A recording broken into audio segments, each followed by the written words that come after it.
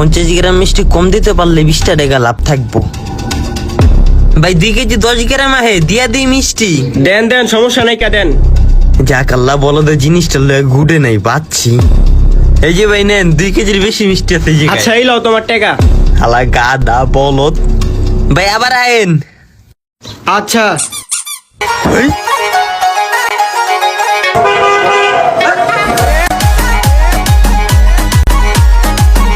কিরে কিরে কিরে, হালার মনে কি রং লাগছে? ওই দি মিষ্টি বেচা নাচা শুরু করছে।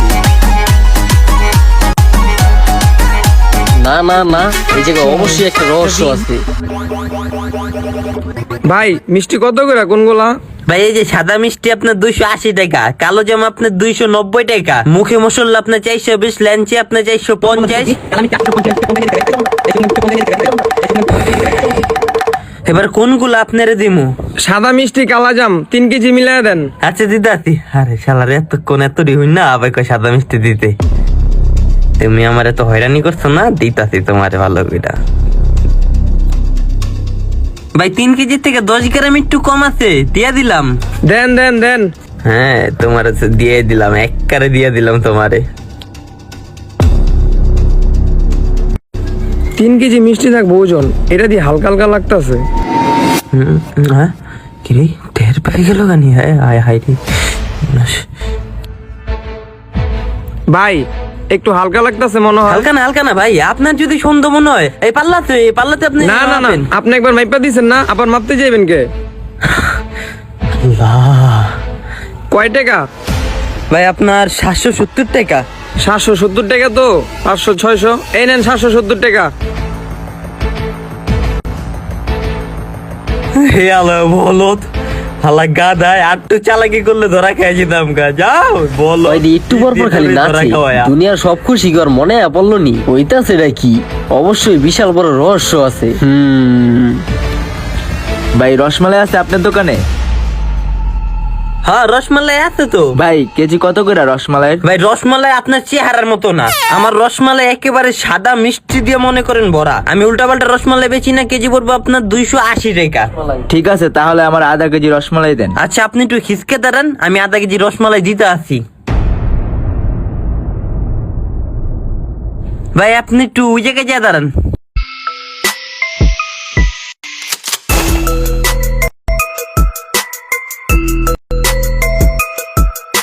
ভাই 500 গ্রাম আছে তো? হবে 500 গ্রামই আছে, দেখেন। দাঁড়ান দেখি তো আমি। ওরে শালার রে, তাইলে রশনি পাল্লার ভিতরে লুকায় আছে। মানুষ ডাকাতি করে রাইতের অন্ধকারে, ওই দি দিনের বেলা ডাকাতি শুরু করছে। দেখেন দেখেন মিটারে আরো বাড়তি দেখাইতেছে। হ্যাঁ ঠিক আছে ভাই। বাবারে বাবা, এই তো ভাই বেঁচে গেছি গা। বুকের পিঞ্জের তে শুরু করে গোড়া পর্যন্ত কাঁপায়া দিল। নে ভাই তুই নিয়ে আনতে চালু করে বলা। এই যে ভাই রসমালাইয়ের টাকাটা।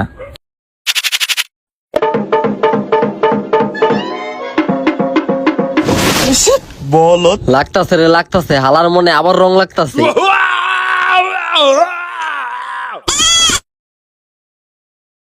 ছাটুলিতে গিয়েছিলাম কমকে তোরই পাশে, সেই সুযোগে চুরি কইরা আইলো আমার কাছে। ফাঁকা মাছ দেই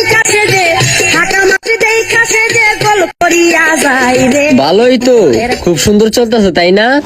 কই আমি কিছু করি নাই তো। সবই আমি দেখছি, তুই যে প্রতিবার মানুষ ঘরে কম দেস, তারপরে ডিজে গানে নাচোস, এবারও কিন্তু এই বেটারে কম দিছো। এটা কিন্তু আমি নিজের চোখে দেখছি। ভাই ওইতে কি, যেমন আমি কিন্তু সবারই কম দিই না, যারা একটু দূরের একটু বলদ নিজেরা বলদ হ্যাগরে কম দিই। আর ভাই হেরা বলদ দিকে কিন্তু আমার থেকে কম লয়া যায়। এই জায়গায় আমার কি তো, সেরা যদি বলদ হয়। বেটারা বলো, তুই একবার ভাইবা দেখছো বেটারা তোর মতো একটা বিশ্বাসঘাতকের উপরে কতটুকু বিশ্বাস করছে? তুই সেই বিশ্বাসের মর্যাদা রাখলি কই? এইদিকে সাবান দিয়ে ধুয়ে দিত। তুই মনে মনে ভাবস যে ওই লোকটি বোকা। তুই এটা ভাবতাস না যে তোর ভিতরে মানুষত্ব নাই, তোর ভিতরে সরলতা নাই, তোর ভিতরে সততা নাই। হন, তুই যদি মানুষ ঘরে ধোকা দিয়া তুই আনন্দ পাস, তাহলে তুই পুরা ধৈরা নিবি যে তোর বিপদ তুই নিজেই খুবই শীঘ্র ডাইকা আনতাছস।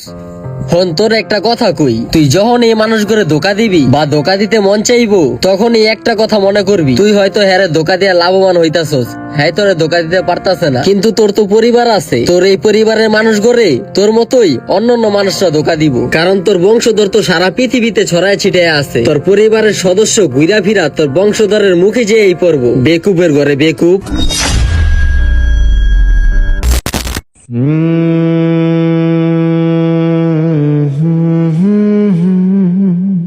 মানুষ আমাদের উপরে বিশ্বাস করে আর আমরা সেই বিশ্বাসকে ঠকিয়ে আনন্দিত হই, ভাবি যে তারা কত বলদ, তারা কত বড় গাধা। গাধা আপনি, বেকুব আপনি, তারা বিশ্বাসী আর আপনি বিশ্বাসঘাতক।